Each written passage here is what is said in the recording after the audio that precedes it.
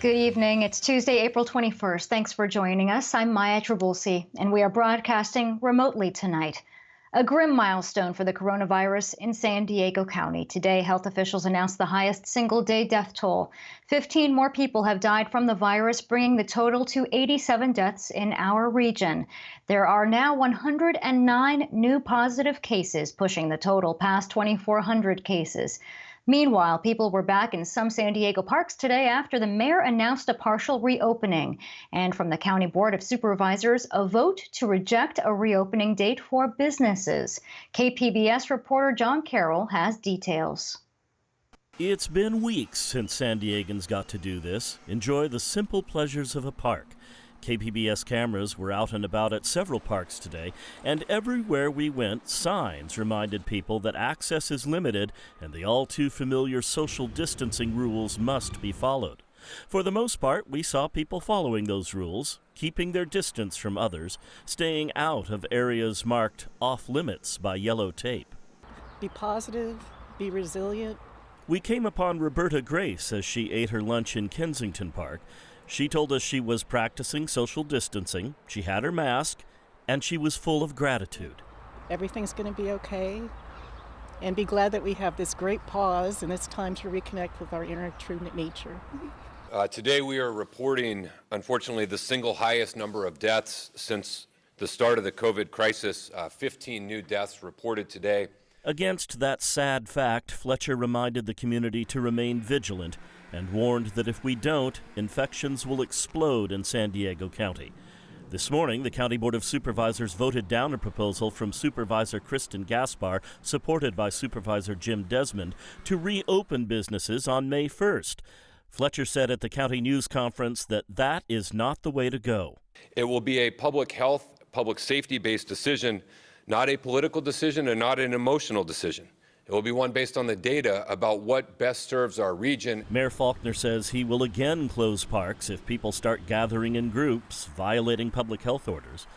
But today you could practically sense sighs of relief from San Diegans able to get back into our area's beautiful parks for the first time in weeks. John Carroll, KPBS News. Moments ago, Mayor Kevin Faulkner called for landlords to rent their units to those experiencing homelessness, including seniors and veterans. It's in support of Operation Shelter to Home at the San Diego Convention Center, where case managers are working to find permanent housing for people. The incentive program is aimed at landlords who may be unable to find renters or have difficulty paying mortgages. Today, the mayor also told the city council another $50 million in budget cuts will be needed. That's on top of the $140 million he's already proposed.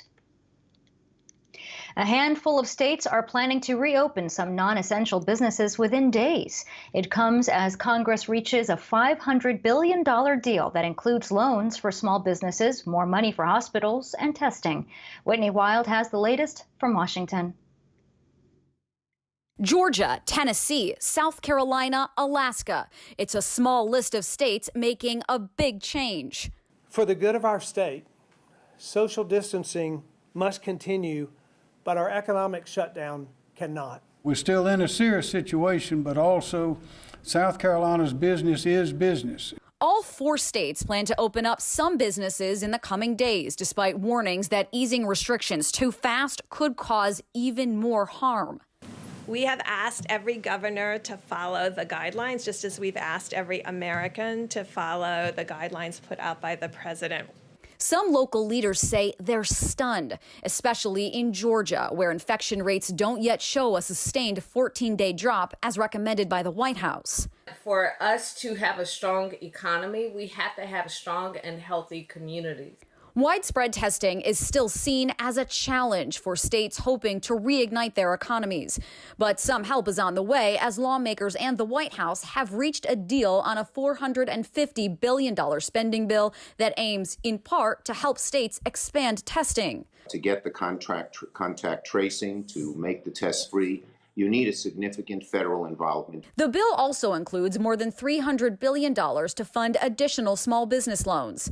As businesses prepare to welcome back patrons, health officials hope the decisions won't lead to more coronavirus patients. In Washington, Whitney Wild, KPBS News. Help is on the way for small businesses in unincorporated parts of San Diego County. And today, the Board of Supervisors approved a $5 million loan program. Mom and pop shops with 50 employees or fewer can apply for loans of up to $50,000 each.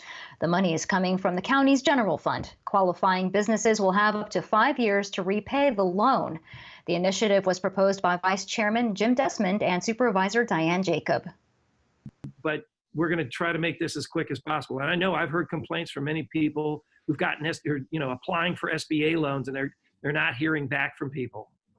If people contact my office, you're going to hear back from us, and I'm going to help you get you through the application process as efficiently as possible. And the San Diego Foundation will oversee the program. We're still awaiting details on when applications will be available. Oil prices are continuing to drop as demand for energy plummets during the pandemic. Planes aren't taking off, cars are staying in garages, factories are shut down.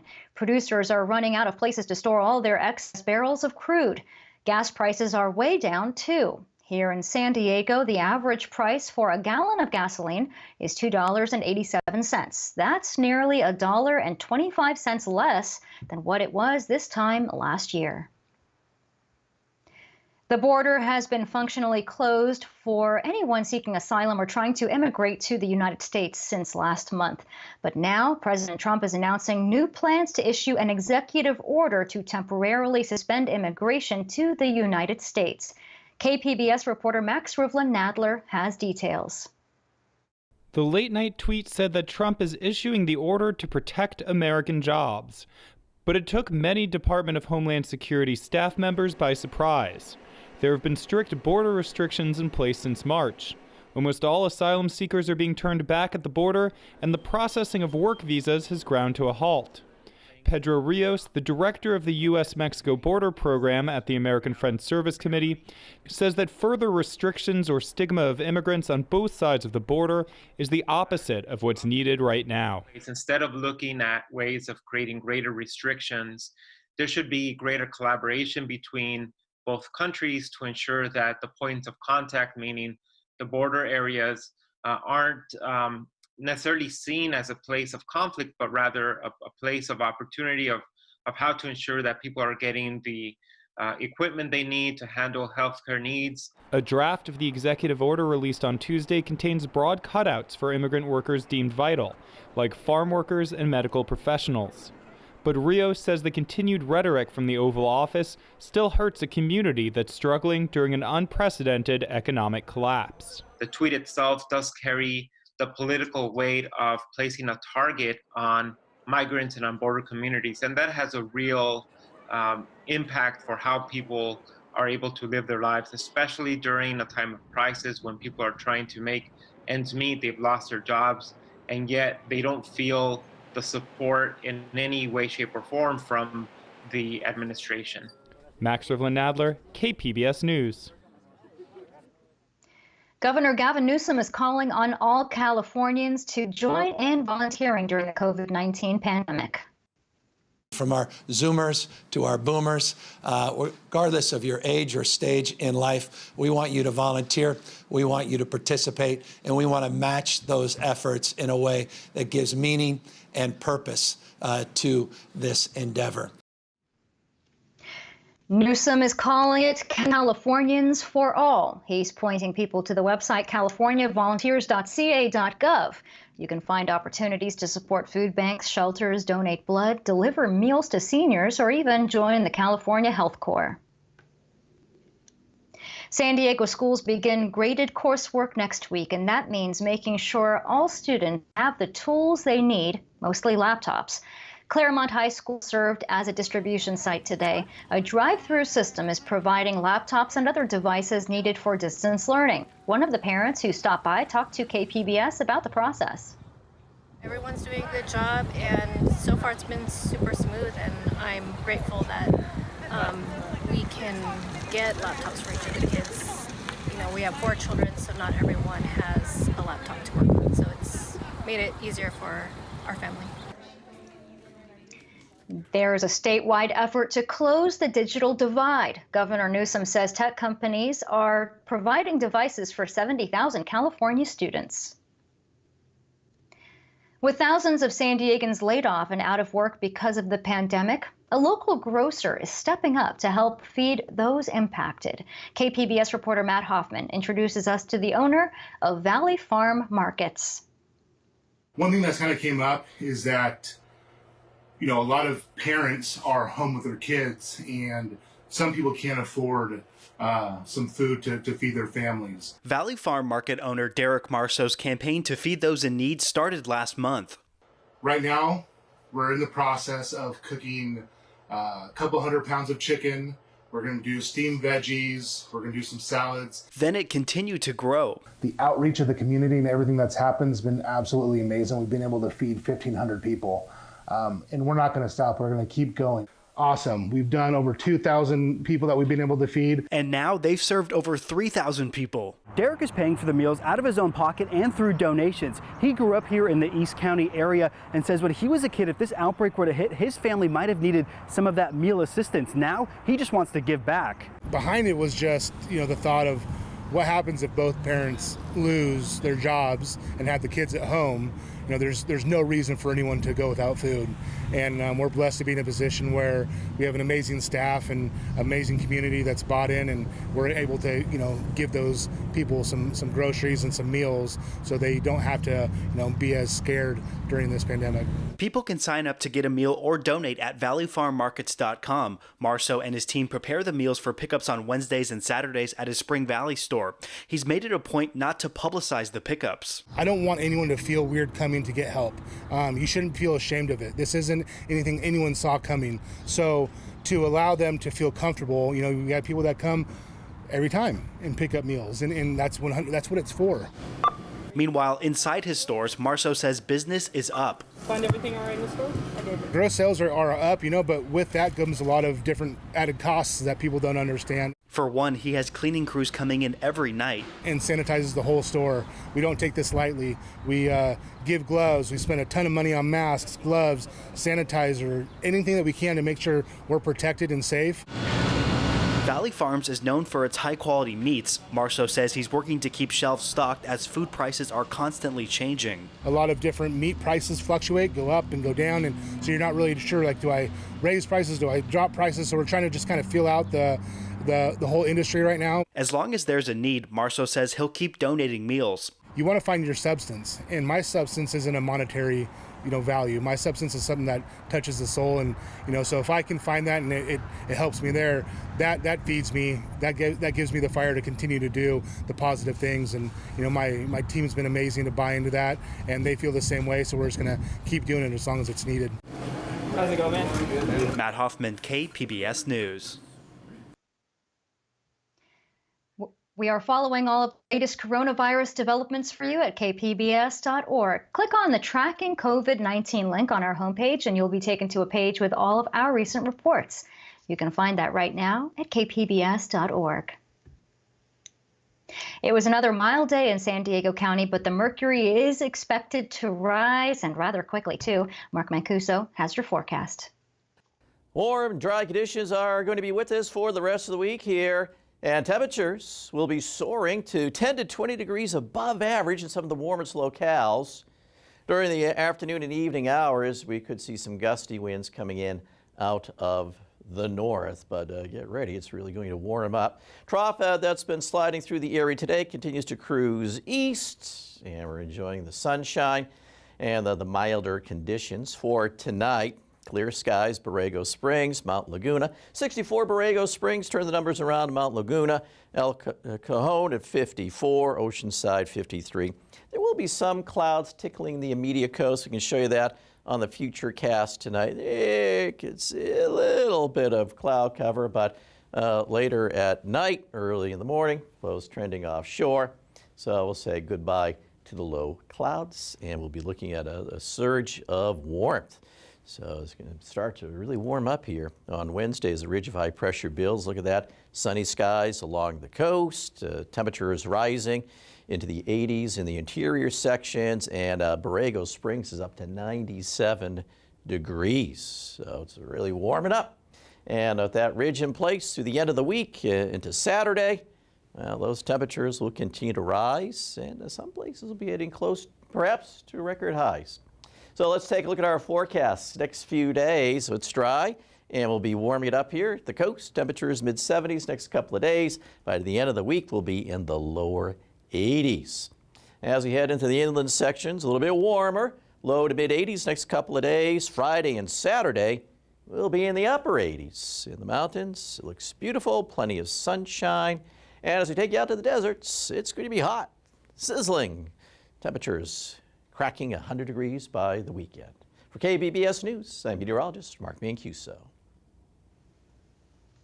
Many doctors, nurses, police officers, and other essential workers still need childcare. So San Diego County has allowed daycare providers to stay open only for those workers. But KPBS investigative reporter Claire Tregesser found the county isn't always enforcing these rules, and some essential workers are on their own. Like many parents of young children, Julia Najera and Sean Starr are trying to figure out how to work from home while caring for their 4-year-old son. He was in daycare, but he was kicked out because Sean Starr is a nurse. Well, once they found out that I'd be taking care of COVID positive patients at the hospital, as most nurses are right now, they asked us to keep our son home the entire month of April. This isn't how it's supposed to work. San Diego County, in its stay-at-home order, allows for daycares to only stay open to care for children of essential workers, no one else. In this case, the opposite happened. Starr's son couldn't go, but the daycare was still open for non-essential workers, according to the couple. Starr didn't want to provide the name of their daycare. The only reason they were allowed to stay open was to provide care for essential workers. And yet they were discriminating against probably one of the only essential workers that were still using their services, but staying open for all the other kids. So they were doing the exact opposite of what they were supposed to be doing. We're actually required to only accept our children from essential worker families. Holly Weber owns and runs Magic Hours Preschool in Mira Mesa, and she is following the county rules. Children of non-essential workers are no longer allowed at her daycare. Though she says no one is checking up on her. They're not requiring that we regulate that or verify it in any way. We just happen to know our families and what they do for a living. Weber says it's very difficult to stay open right now, but it's important to her. It's what we do. We are a family that takes care of families.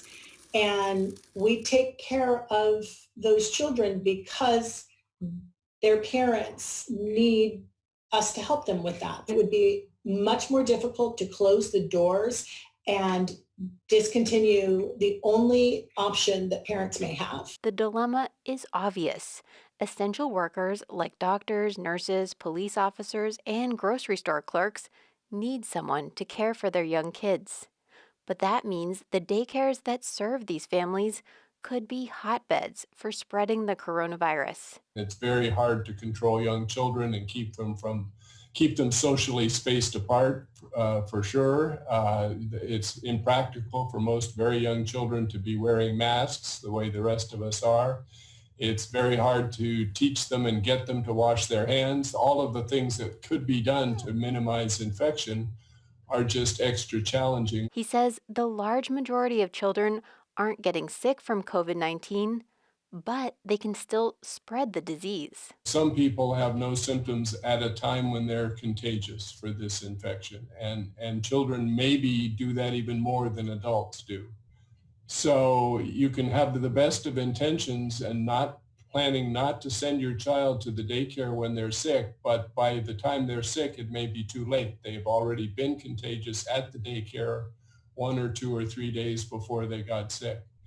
And then, of course, all the other children at that daycare have the potential to get sick, and then they go home, and then it's a cascade from family member to family member. Ideally, Dr. Sawyer says each family of an essential worker would have individual childcare at home. But he knows that's not an option. Claire Tregesser, KPBS News. San Diego County officials didn't respond to KPBS's reporter's request for a comment. As nurse midwives report increasing interest in home births during the pandemic, pediatricians are releasing new guidelines. The American Academy of Pediatrics says pregnant women are considered eligible for home births if they have no pre-existing disease, including diabetes or high blood pressure. On the positive side, women are less likely to have C-sections and often have shorter labor. But there can be increased risks for the baby. Some doctors argue it's safer now to have a baby in a hospital. Mandy Gaither breaks down what a new mother can expect during these unexpected times. First things first, some good news. When it comes to the coronavirus, there is no current evidence that pregnant women are at a higher risk of catching the disease. However, a woman's immune system is lowered during pregnancy, making them more susceptible to illnesses in general. So continue to avoid anyone who is sick. Protect yourself by coughing or sneezing into your elbow and wash your hands. When it comes time to deliver, you may only be allowed one visitor with you at the hospital. That's because COVID-19 is extremely contagious, and resources in hospitals across the country are spread thin. Check with your hospital to see if there are any changes in their policies. And what if the mother has already been diagnosed with COVID-19? The Centers for Disease Control and Prevention don't have enough data to determine if a mother can pass the virus to her baby while in utero or during birth. In either case, separating the baby and the mother may be recommended to protect the infant's weak immune system.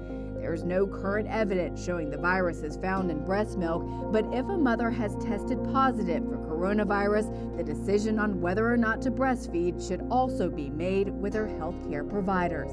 For today's Health Minute, I'm Mandy Gaither. An entire town in Northern California is being tested for the coronavirus, whether or not residents are showing any symptoms. UC San Francisco researchers chose the town of Bolinas in nearby Marin County. The population is 1,600. It's hoped the study will provide new clues as to how many infected people experience no symptoms and how many may be immune.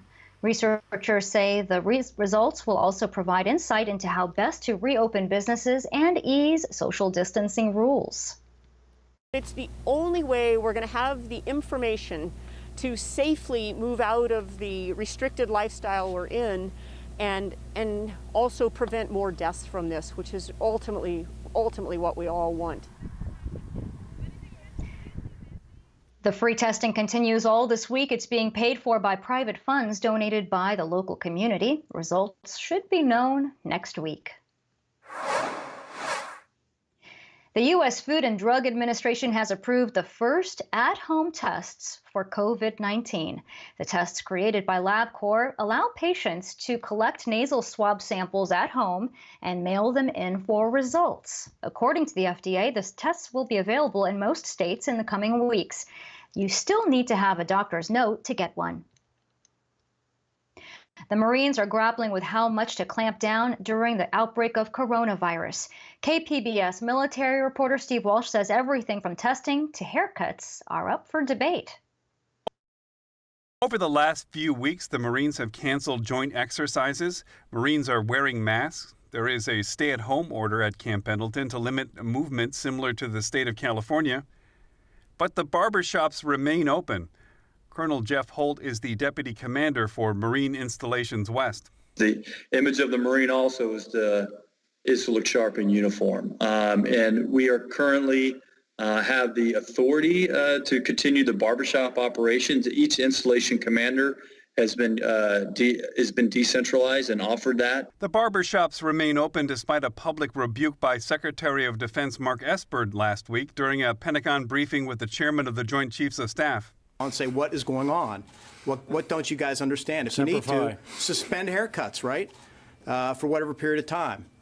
The comment was directed to Camp Pendleton after a video appeared online, but the barbershops remain open. And our commandant allows us to continue to do haircuts. And it's more than just appearance. There's also a hygiene aspect to that. But we have to protect ourselves when getting haircuts. Despite barbershops being closed on Naval Base San Diego and throughout California, the Marines put out a video showing how they continue to cut hair with gloves and masks. Holt says they've had a handful of Marines test positive for the virus at Camp Pendleton, though he wouldn't give the exact number, saying the rate is lower than surrounding communities. Most other non-essential services have been shut down on the base. So far, they have not laid off civilian staff. Steve Walsh, KPBS News.